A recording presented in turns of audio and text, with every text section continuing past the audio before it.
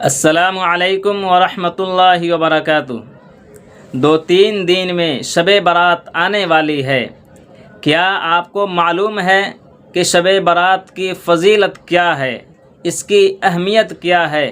کیا یہ شب برات لیلۃ القدر سے زیادہ فضیلت والی ہے یا اس سے کم فضیلت والی ہے؟ کیا اس میں کون کون سی عبادتیں ہمیں کرنی چاہیے اور کون کون سی عبادتیں ہمیں نہیں کرنی چاہیے؟ اور وہ کون کون سی عبادتیں ہیں جو ہم دین کے نام پر کرتے ہیں لیکن ہمیں اس کا ثواب نہیں ملتا بلکہ الٹا ہمیں گناہ ملتا ہے؟ تو اگر یہ سب چیزیں آپ کو معلوم ہے تو دوسروں کو ضرور شیئر کریں۔ اگر نہیں معلوم ہے تو یہ ویڈیو آپ کے لیے بہت خاص ہے، پوری ویڈیو کو ضرور سنیں، انشاءاللہ آپ کو پوری معلومات اس میں مل جائے گی مفتی ایم قاسمی صاحب کی اس ویڈیو میں۔ آئیے ویڈیو کی شروعات کرتے ہیں اور سمجھتے ہیں، جانتے ہیں کہ وہ کون کون سی عبادتیں ہیں جن کو کرنے سے ہمیں ثواب نہیں بلکہ الٹا گناہ ملتا ہے۔ السلام علیکم ورحمۃ اللہ وبرکاتہ۔ شب برات کے موقع پر بہت سارے ایسے کام ہیں جن کو سنت سمجھا جاتا ہے، جن کو ضروری سمجھا جاتا ہے، اور یہ سمجھا جاتا ہے کہ یہ شب برات کی خاص عبادت ہے، یہ شب برات کا خاص کام ہے۔ حالانکہ وہ سنت عمل نہیں ہے، وہ شب برات کا کوئی خاص کام نہیں ہے، لیکن لوگوں میں بہت ساری چیزیں جو ہے نا مشہور ہو گئی ہیں اور لوگ ان کو فالو بھی کر رہے ہوتے ہیں یہ سمجھ کے کہ ہمیں ثواب ملے گا۔ بہت سارے لوگ شب برات پر کوئی کچھ پوچھ رہا ہوتا ہے، کوئی کچھ پوچھ رہا ہوتا ہے، تو لوگوں نے جو پوچھا ہے انہی میں سے میں نے 11 چیزیں نوٹ کر کے رکھی ہوئی ہیں، اور آپ لوگوں کو یہ 11 چیزیں میں اس لیے بتا رہا ہوں تاکہ آپ کو پتہ چلے کہ یہ شب برات کے کوئی خاص کام نہیں ہے نا۔ سب سے پہلی بات تو آپ یہ سمجھ لیجئے کہ شب برات کی بس اتنی سی حقیقت ہے کہ شب برات ایک عبادت کی رات ہے، اللہ سے گناہوں کی معافی مانگنے کی رات ہے۔ اس کے علاوہ اور کوئی حقیقت شب برات کی نہیں ہے۔ عبادت میں جو آپ کو کرنے میں اچھا لگ رہا ہو، تسبیح پڑھنے میں، قرآن پڑھنے میں، ذکر و اذکار کرنے میں، دعا مانگیے اس کے بعد کہ اللہ مغفرت فرما، بس اتنا ہے شب برات کا مطلب۔ اس کے علاوہ لوگوں نے پتہ نہیں کیا کیا چیزوں کو اس سے جوڑ رکھا ہے۔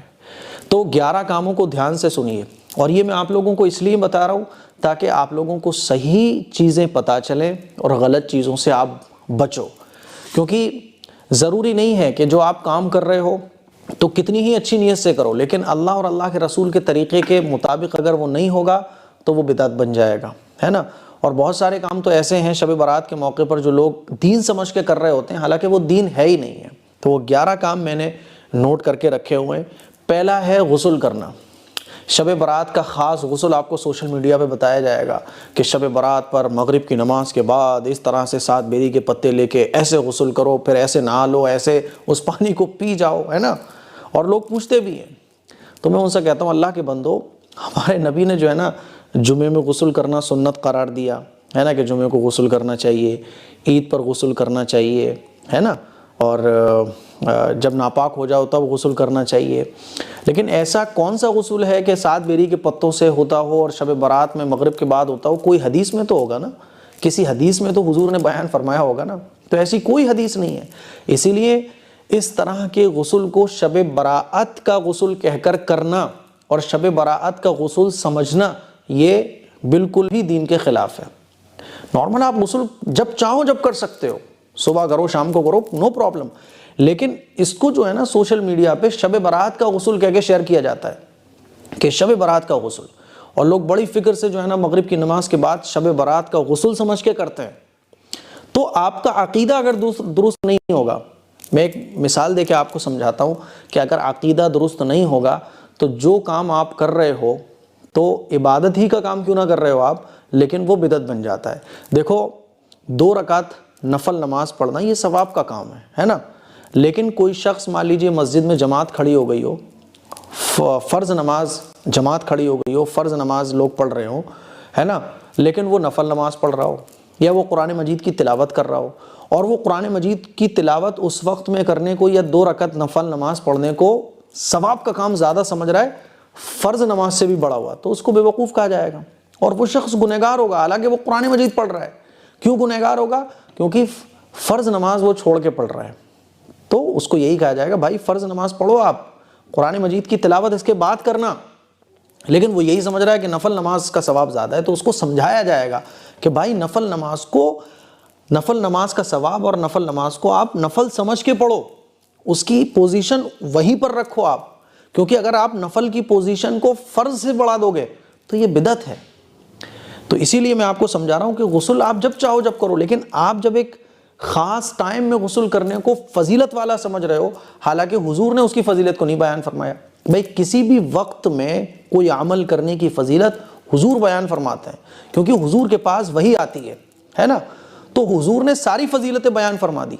اگر 15 شعبان کو غسل کرنے کی کوئی خاص فضیلت ہوتی تو حضور ضرور بیان فرماتے، حضور نے بیان نہیں فرمائی۔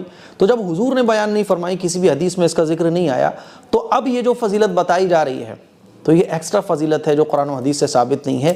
اسی لیے اگر کوئی 15 شعبان کو غسل کرنے کو مسنون سنت سمجھتا ہے یا یہ سمجھتا ہے کہ اس ٹائم غسل کرنے کا ثواب زیادہ ہے، تو یہ اس کی تھنکنگ غلط ہے اور یہ سمجھنا ہی غلط ہے۔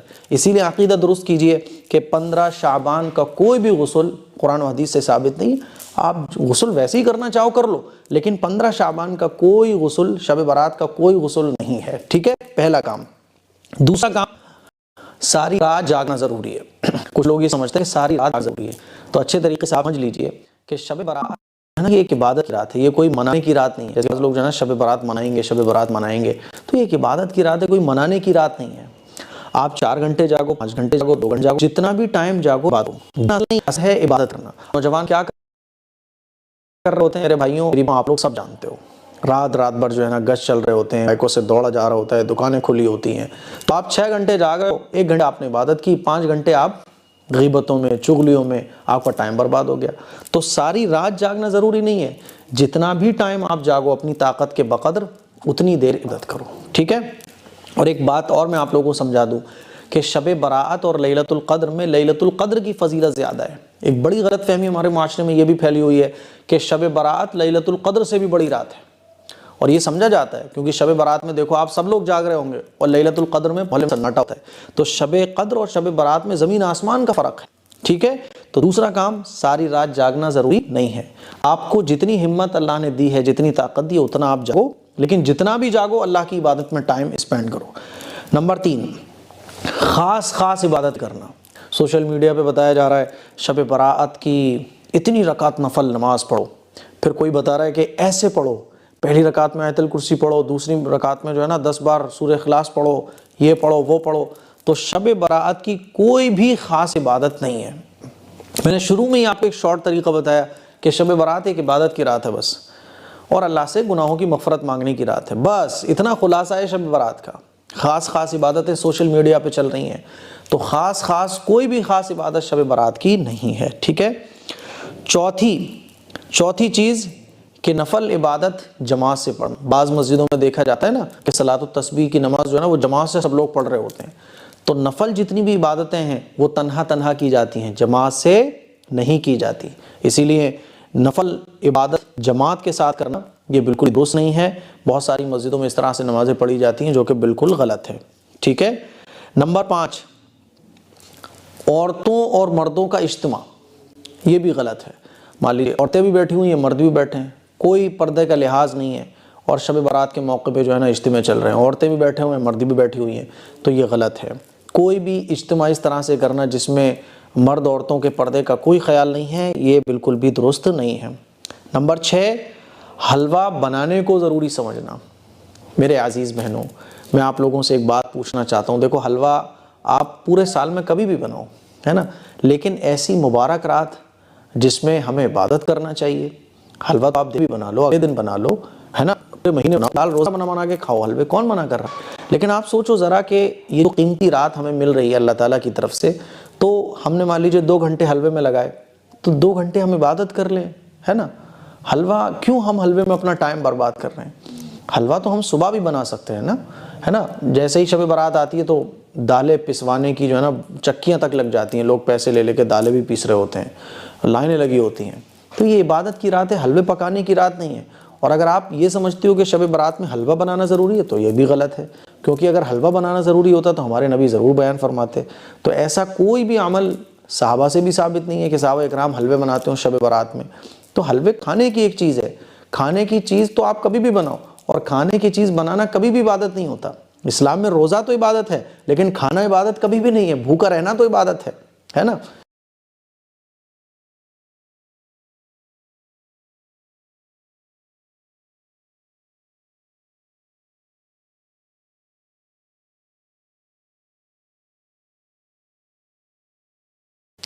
تو اسی لیے حلوے بنانے کو ضروری سمجھنا یہ غلط ہے، ٹھیک ہے، بناؤ آپ، نو پرابلم، لیکن اس کو شب برات کا کوئی خاص عمل مت سمجھو، شب برات کی کوئی خاص عبادت مت سمجھو، ٹھیک ہے۔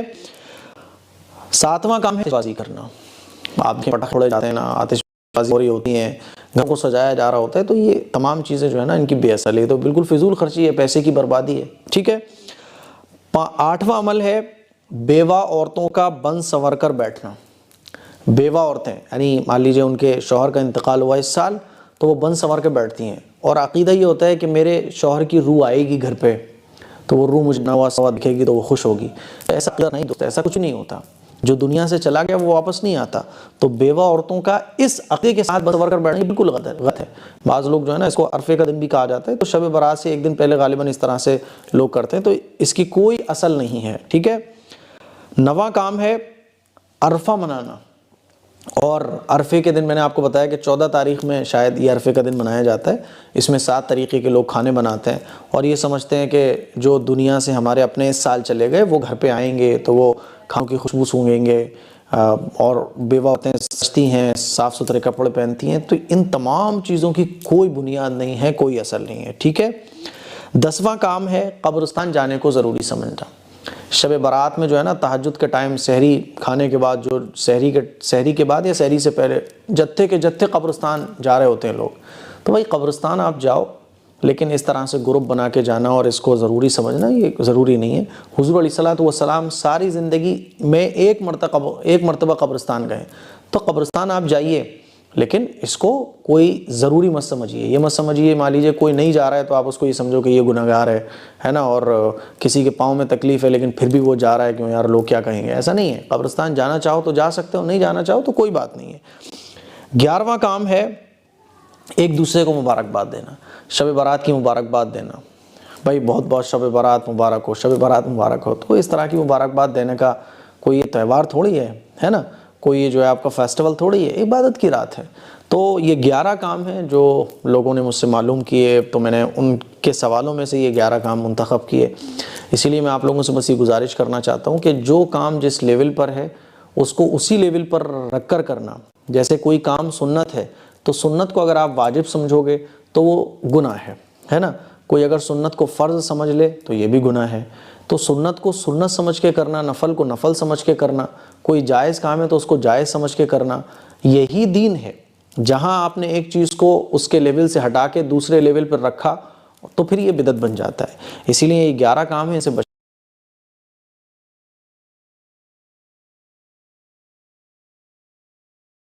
میں امید کرتا ہوں کہ مفتی صاحب کی اس ویڈیو میں آپ کو پوری جانکاری مل گئی ہوگی۔ اگر یہ ویڈیو آپ کو پسند آئی ہے تو ویڈیو کو لائک اور شیئر ضرور کریں۔ ہمارے چینل پہ پہلی بار آئے ہیں تو ہمارے چینل کو سبسکرائب کریں۔ انشاءاللہ ہم آپ تک اچھی معلومات اور دین کی صحیح معلومات لے کر آتے رہیں گے۔ تب تک کے لیے خدا حافظ۔